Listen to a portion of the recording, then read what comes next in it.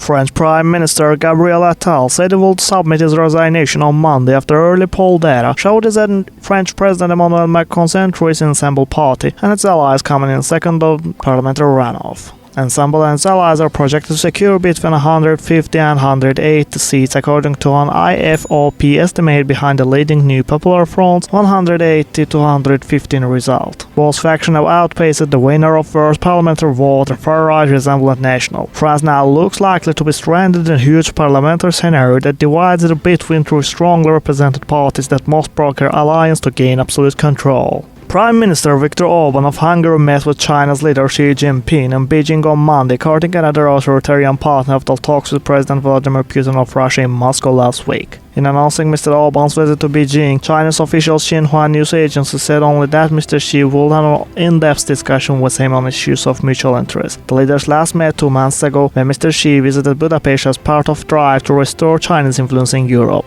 This meeting will give Mr. Xi and Mr. Orban, an outlier in the European Union on support for Ukraine and other issues, a chance to urge the bloc to distance itself from Washington. Hungary began its 6 months as rotating president of the Council of the European Union this month, giving Mr. Orban higher profile, though not much more influence in wider European affairs. When NATO leaders welcome Ukrainian President Volodymyr Zelensky to their summit in Washington this week, they will reaffirm that Kiev will one day become member and vow to keep arming its troops. But they will not give Zelensky what he wants most, a firm invite for his war-torn country to join their nuclear-armed alliance anytime soon.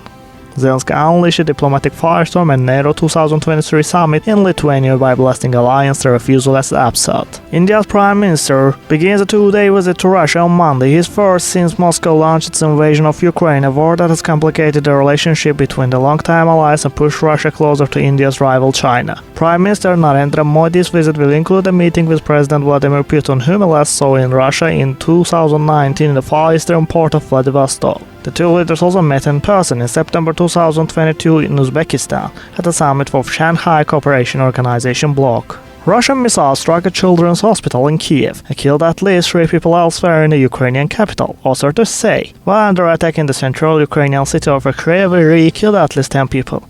It was the biggest bombardment of Kiev in several months. The daylight attacks included Kinzhal hypersonic missiles, one of the most advanced Russian weapons. The Ukrainian Air Force says the Kinzhal flies at 10 times the speed of sound, making it hard to intercept, so the building shook from the blast.